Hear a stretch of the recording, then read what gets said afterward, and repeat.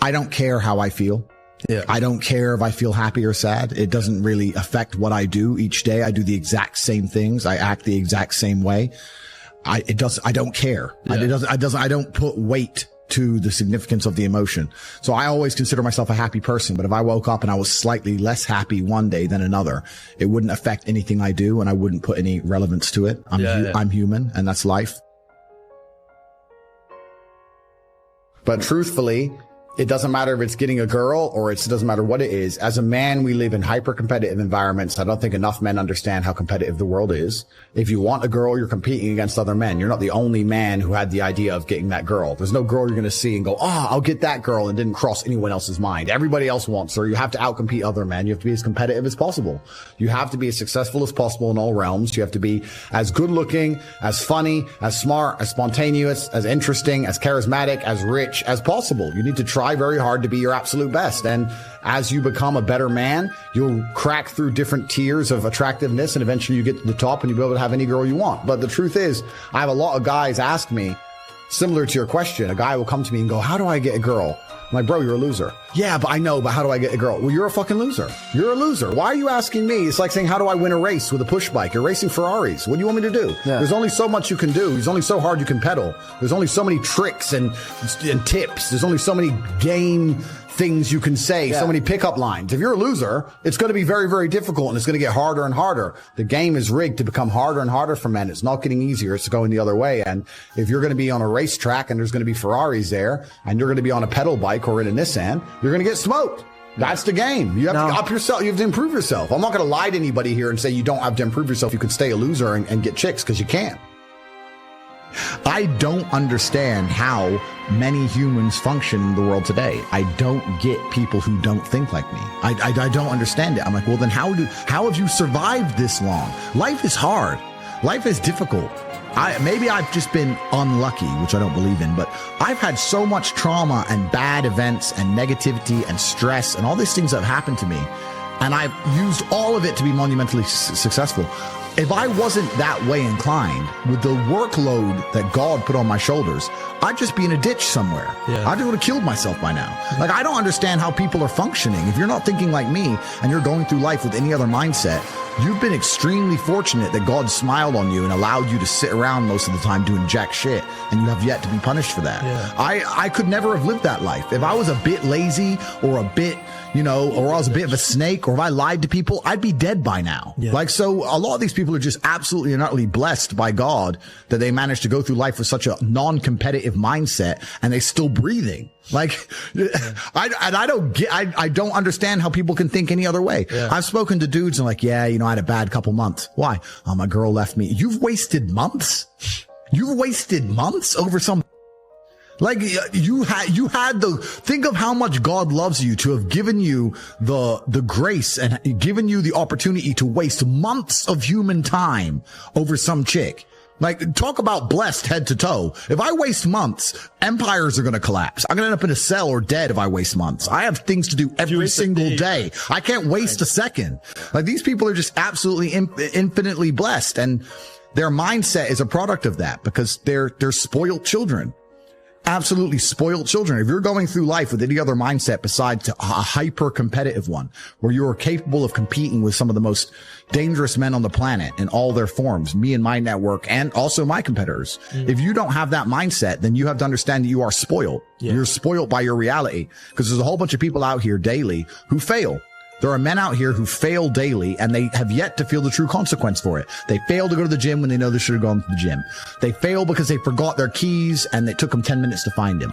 They fail because they replied to a question they got sent on WhatsApp the wrong way. They fail because they didn't smile when they were supposed to. They didn't say please and thank you to that person who helped them. They fail because they didn't say hi to that girl who's looking at them out the corner of their eye. They just fail perpetually. They go through life missing every opportunity and just failing. And somehow we've built a society which is so soft, and God is so giving and so graceful, that they still have a place to eat and somewhere to sleep, and they're still surviving.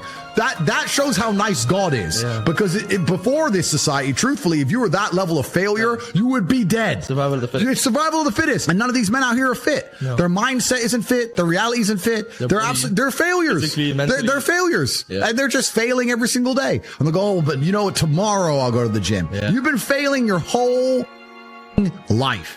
That's all you've done is fail. And then you sit and wonder why people like me absolutely and utterly outcompete you. It is so easy to become a top tier male in the world today because the competition is so ridiculously low. There are 2% killers like me and everybody else amateur. Head to toe amateur. They can't even pay attention to anything. They can't try anything. They're amateurs.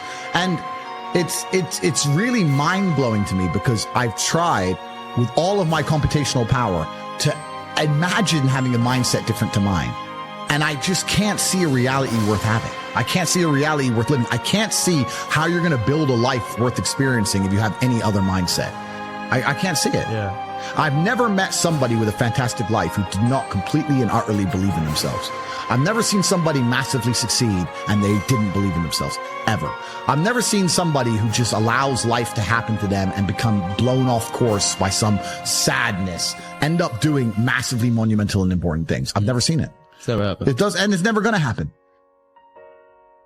If I'm unhappy with something and I'm uncomfortable with something, I fix it. Yeah. That's endless motivation, which I don't truly believe in as a concept, but that's endless fuel for the fire. Right. If I was unhappy with something about myself, regardless of what it was, I would be able to take all of that discomfort and turn it into endless energy to get the problem fixed. Yeah, exactly. But these people seem to it's okay to be unhappy. Yeah. Well, these people seem to sit and say, I'm really unhappy with X, but then stay doing X. So I don't believe they're truly actually unhappy. What you'll notice if you live life long enough is that somebody will sit and say to you, I'm unhappy being a loser. You say, why are you a loser?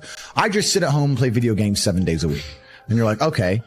And maybe 3 days of the week, they're unhappy doing that. Yeah. And that's the time they email you and that's the time they want to make a change. But 4 days of the week, they don't really, it doesn't really bother them. Yeah, it doesn't really bother them. Because if it bothered them 7 days a week, guess what? They would fix it. Correct. Yeah. So I have very little sympathy for people. And that's not because I'm not a nice person, but it's because I've been so hard on myself and I've been through so many things that were difficult, and I've been through so much pain and trauma myself, some of it self-inflicted, some of it given to me by God to make me a better person. But I've been so difficult on myself. It's very hard for me to look at somebody who's refused to be difficult on themselves and see them as my equal or feel sympathy or pity for them. Why would I feel pity for somebody who took the easy route when I took the hardest possible route? Yeah. I took the hardest possible way to be the man I am, and you were too big of and now you want me to feel sorry for you? I don't feel sorry for you. Yeah. I don't feel sorry for these people. And because as a man, you can be anything you decide you want to be. That's the beauty of being a male. You can build your character completely from the ground up, just like a video game. Every single thing about me that people respect, I built. I was not born a world champion kickboxer. I was not born this intelligent or intellectual. I was not born this rich. I was not born this strong. I was not born this confident. I was not born this interesting. I was not born this charismatic and humble and gorgeous and tall and strong and sexy. I was not born none of these things. I became these things myself. So I deserve all the spoils of war. And anybody who decides they don't want to work hard enough to become those things, then they deserve to sit and accept they're my inferior. Yeah. That's their problem. So you talk a lot about purpose, and what is your thoughts as to, do you have like an exact answer as to why we are created as humans and why we're here? Like, what is the purpose of life?